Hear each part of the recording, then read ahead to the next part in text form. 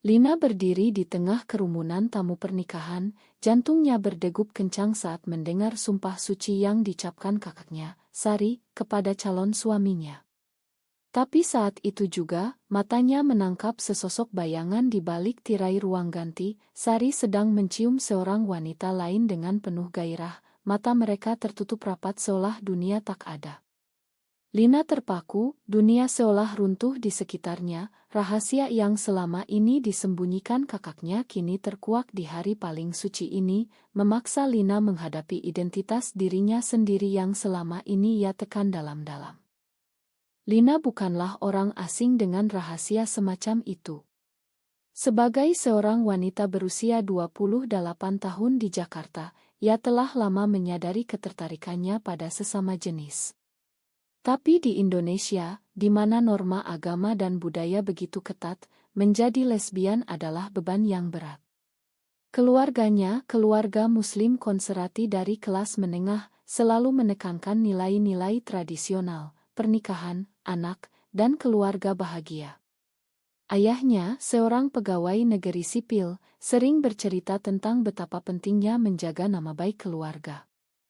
Ibu Lina, seorang guru sekolah, selalu mengawasi perilaku anak-anaknya dengan ketat, tak pernah ragu untuk menegur jika ada yang menyimpang dari norma. Lina ingat saat remaja, ketika ia pertama kali merasakan getaran aneh saat melihat sahabatnya mandi setelah olahraga sekolah. Ia langsung menepisnya, takut pada apa yang dikatakan masyarakat, itu dosa besar, bisa diusir dari keluarga. Hari ini, pernikahan Sari seharusnya menjadi momen bahagia. Sari, kakak sulung berusia 32 tahun, adalah panutan Lina.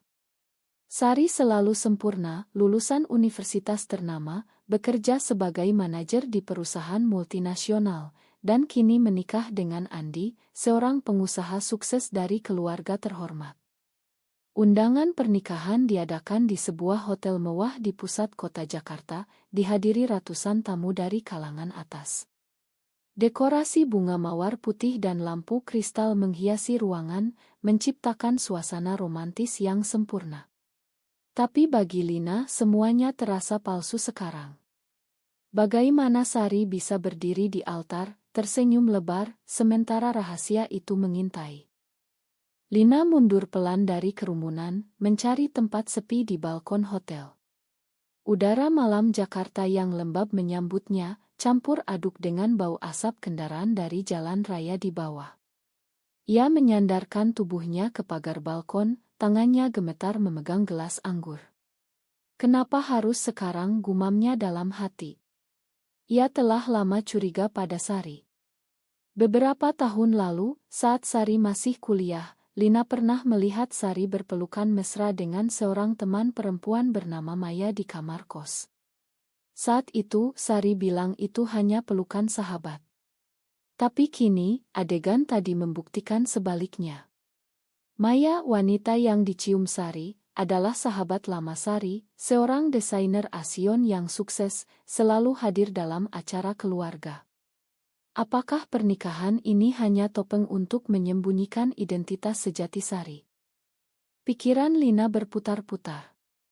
Ia sendiri telah berjuang dengan identitasnya.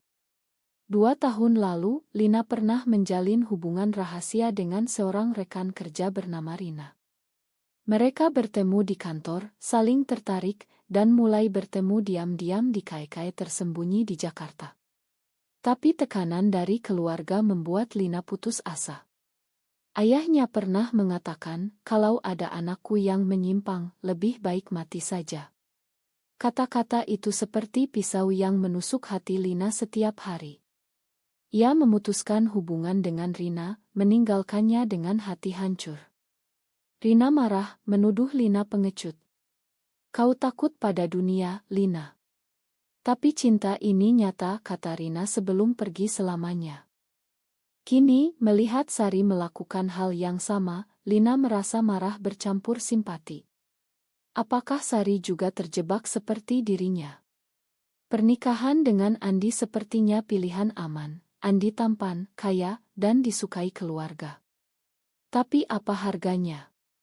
Lina ingat betapa Sari sering terlihat murung akhir-akhir ini, meski selalu tersenyum di depan orang. Mungkin Sari menikah untuk memenuhi ekspektasi keluarga, mengorbankan cintanya pada Maya. Tapi kenapa harus menyakiti Andi? Andi tampak begitu bahagia, tak tahu apa-apa. Suara musik dari ruang pesta terdengar samar. Lina harus kembali sebelum dicari. Tapi saat ia berbalik, Maya muncul di balkon, matanya merah karena menangis. "Lina, kau lihat tadi?" tanya Maya pelan, suaranya bergetar. Lina mengangguk, tak bisa berkata-kata. Maya mendekat, wajahnya pucat di bawah cahaya lampu. Sari bilang ini terakhir kali. Dia akan menikah dan melupakan semuanya. Tapi aku tak bisa. Maya menangis terseduh. Lina merasa hatinya teriris. Ini bukan hanya rahasia Sari, tapi juga penderitaan Maya. Apakah Lina harus diam, atau mengungkap semuanya? Keputusan itu akan mengubah segalanya. Malam itu pernikahan berlanjut dengan pesta dansa. Lina melihat Sari dan Andi berputar di lantai dansa, tersenyum lebar. Tapi mata Sari sesekali melirik Maya, yang duduk sendirian di sudut. Lina merasa tekanan semakin berat. Ia tahu, jika rahasia ini terkuak, keluarga akan hancur. Ayah mungkin sakit hati, ibu menangis, dan nama baik keluarga tercemar. Di Indonesia, isu LGBT masih tabu, sering dikaitkan dengan dosa dan penyakit sosial. Media sering memberitakan kasus-kasus penganiayaan terhadap komunitas LGBT, dan hukum tak selalu melindungi. Lina ingat kasus seorang wanita di Aceh yang dihukum cambuk karena dicurigai lesbian. Apakah itu nasib Sari jika terungkap? Tapi diam juga berarti membiarkan Sari hidup dalam kepalsuan. Lina merasa konflik dalam dirinya sendiri. Ia ingin bebas, tapi takut kehilangan keluarga. Malam itu saat tamu mulai pulang, Lina mendekati Sari. "Kak, kita perlu bicara," bisiknya. Sari tersenyum paksa. "Nanti saja, Lin, hari ini hari bahagiaku." Tapi mata Sari penuh ketakutan. Lina tahu, ini baru permulaan. Pagi berikutnya, Lina terbangun di apartemen kecilnya di pinggiran Jakarta, kepalanya pusing karena kurang tidur. Gambar Sari dan Maya terus menghantuinya. Ia memutuskan untuk bertemu Maya, yang tinggal di sebuah apartemen mewah di kawasan Sudirman. Saat tiba, Maya menyambutnya dengan kopi hitam panas, wajahnya masih bengkak karena menangis semalaman. "Lina, Sari dan aku sudah bersama sejak kuliah," cerita Maya pelan. "Kami saling jatuh cinta di kampus UI. Tapi keluargamu, mereka tak akan pernah terima." Lina mendengarkan dengan hati berat. Maya menceritakan bagaimana Sari berjuang melawan perasaannya. Sari pernah mencoba menikah dengan pria lain di masa lalu, tapi gagal karena tak bisa melupakan Maya. Andi adalah pilihan terakhir, didorong oleh ayah Lina yang ingin Sari segera menikah. "Ayahmu bilang wanita umur 30 belum menikah itu aib keluarga," kata Maya. Lina ingat betapa ayah sering mendesak Sari, bahkan mengancam memutuskan hubungan jika Sari tak patuh. Di Indonesia, tekanan pernikahan bagi wanita sangat kuat, terutama di keluarga tradisional. Banyak wanita seperti Sari terjebak dalam pernikahan paksa, menyembunyikan identitas sejati mereka untuk menghindari penolakan sosial. Maya menunjukkan oto-oto lama mereka. Sari dan Maya berpelukan di pantai Bali, tersenyum bahagia. "Ini kami sebelum semuanya rumit," kata Maya. Lina merasa iri. Ia sendiri tak pernah berani menunjukkan perasaannya secara terbuka. Setelah putus dengan Rina, Lina mencoba berkencan dengan pria, tapi semuanya terasa hampa. Ia ingat kencan terakhirnya dengan seorang pria bernama Budi, rekan kantor. Budi baik, tapi saat ia mencoba mencium Lina, ia mundur. "Ma, aku tak bisa," katanya. Budi kecewa, tapi Lina lega. Tapi kini, melihat Sari, ia bertanya-tanya apakah hidup dalam kepalsuan itu layak. Sore itu, Lina pulang ke rumah orang tua di Bogor. Ayah dan ibu sedang menonton, membahas pernikahan Sari dengan bangga. Sari akhirnya bahagia, ya Bu, kata ayah. Ibu mengangguk, tapi Lina melihat kerutan di dahi ibu. Apakah ibu tahu sesuatu? Lina ingat saat kecil, ibu pernah menemukan surat cinta Lina untuk sahabat perempuannya. Ibu marah besar, membakar surat itu dan memperingatkan Lina. Jangan pernah lagi, itu haram. Kata-kata itu masih bergema. Malam itu, Sari datang ke rumah dengan Andi, membawa kue pengantin. Semua tertawa, tapi Lina tak bisa ikut. Saat sendirian dengan Sari, Lina bertanya langsung. Kak, kenapa kau lakukan itu dengan Maya? Sari terkejut, wajahnya memucat. Kau lihat. Sari menangis. Lin, aku tak punya pilihan. Keluarga, masyarakat. Mereka tak akan mengerti. Aku cinta Maya, tapi aku harus menikah untuk menyenangkan ayah dan ibu. Lina marah. Tapi kau menyakiti Andi. Dan dirimu sendiri.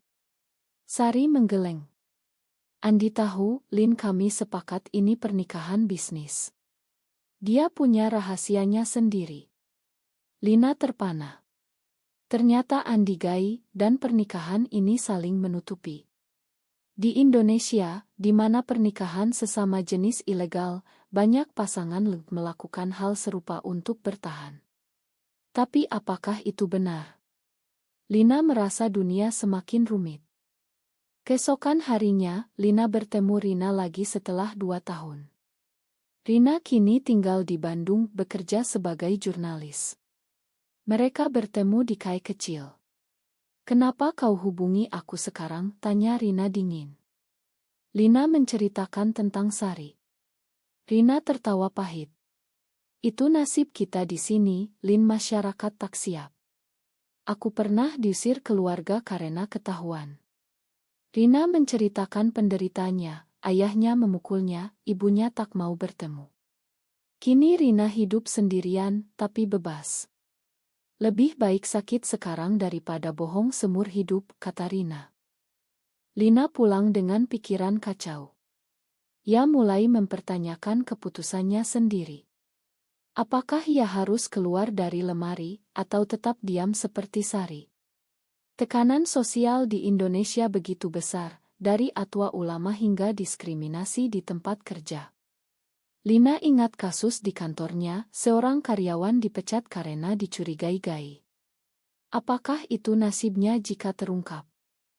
Malam itu, Maya menelepon Lina. Sari ingin bertemu kita bertiga. Dia bilang mau putuskan semuanya.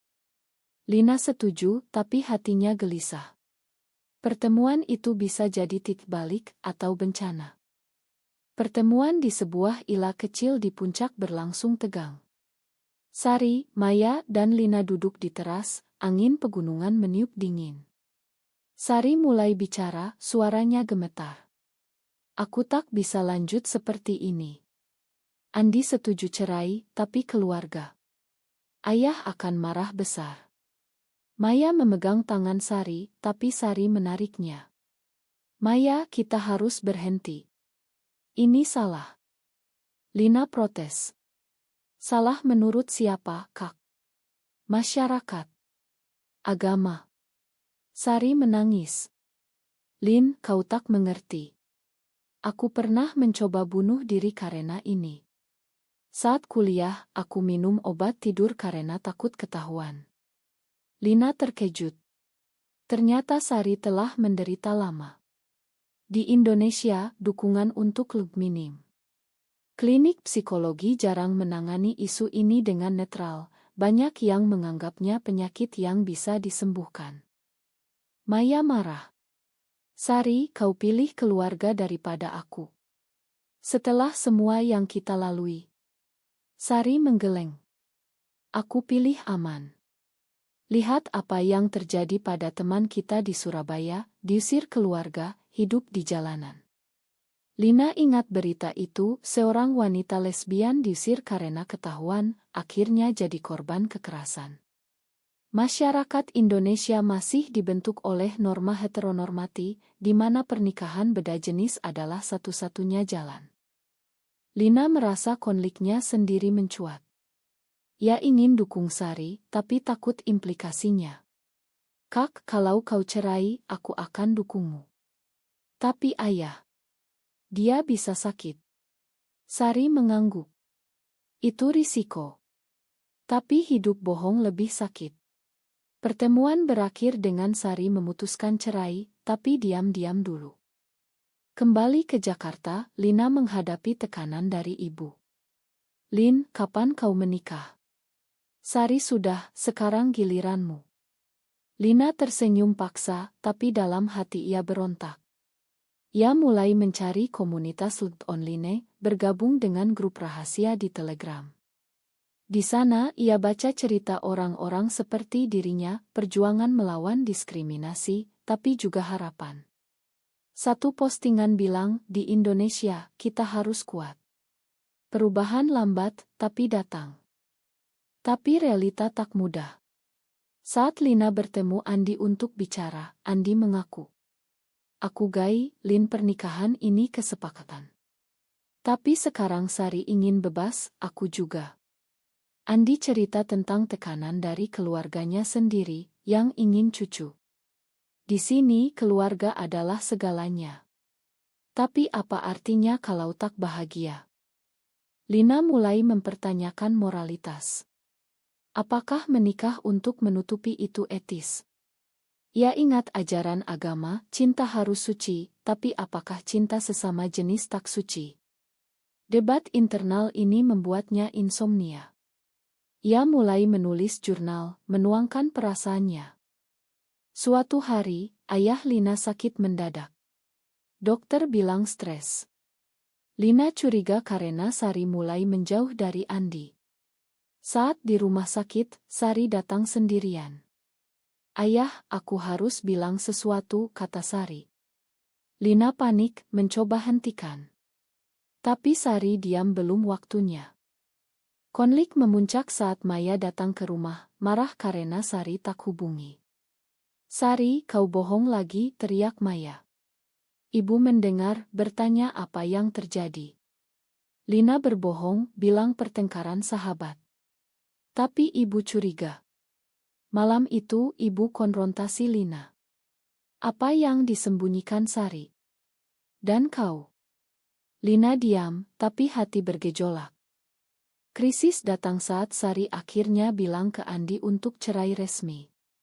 Andi setuju, tapi keluarga Andi marah. Mereka datang ke rumah Lina, menuduh Sari selingkuh. Anakmu tak tahu diri, kata ayah Andi. Ayah Lina marah, memaksa Sari jelaskan. Sari menangis, akhirnya ungkap, ayah, aku cinta wanita. Maya. Ruangan hening, lalu meledak. Ayah berteriak, kau gila. Itu dosa.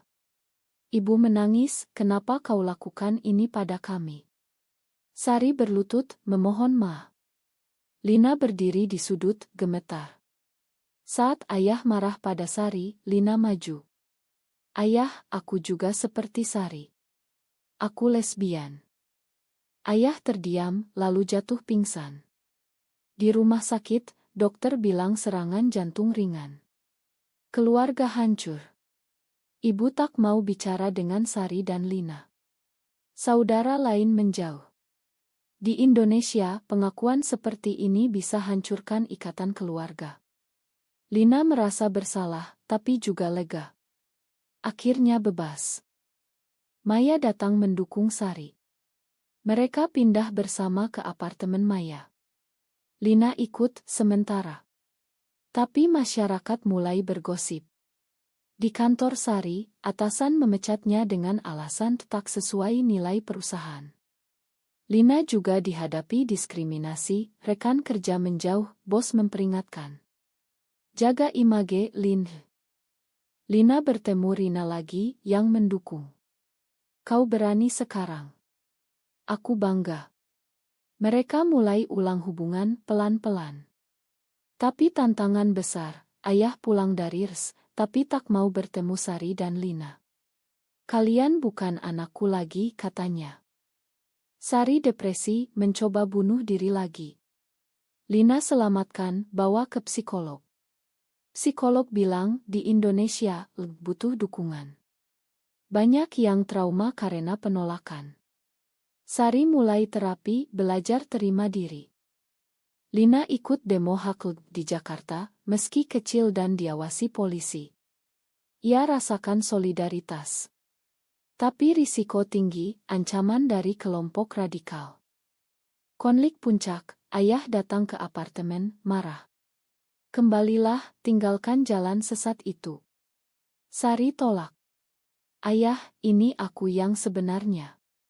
Ayah pergi, tapi ibu diam-diam hubungi, bilang di ibu masih sayang kalian. Lina sadar perubahan butuh waktu. Ia mulai advokasi online anonymously. Beberapa bulan kemudian, Sari dan Maya hidup bersama, meski sulit. Sari buka bisnis sendiri, hindari diskriminasi. Lina dan Rina resmi pacaran, pindah ke Yogyakarta yang lebih toleran.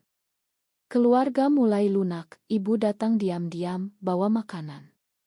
Ibu tak setuju, tapi kalian anakku. Ayah masih keras, tapi mulai baca tentang LGBTQ. Suatu hari, ia hubungi Sari. Aku salah. Aku takut kehilangan kalian. Reni keluarga penuh air mata. Ayah minta maaf, masyarakat salah ajar aku. Cinta adalah cinta. Tapi tak semua bahagia. Andi pindah ke luar negeri, cari kebebasan. Maya dan Sari hadapi ancaman online dari troll. Lina terus berjuang, tapi sadar perjalanan panjang. Di akhir, Lina renung, hidupnya berubah karena satu momen di pernikahan. Ia bayar harga, kehilangan teman, pekerjaan, tapi dapatkan kebebasan. Apakah mengungkap rahasia identitas diri selalu benar, meski menyakiti orang terdekat?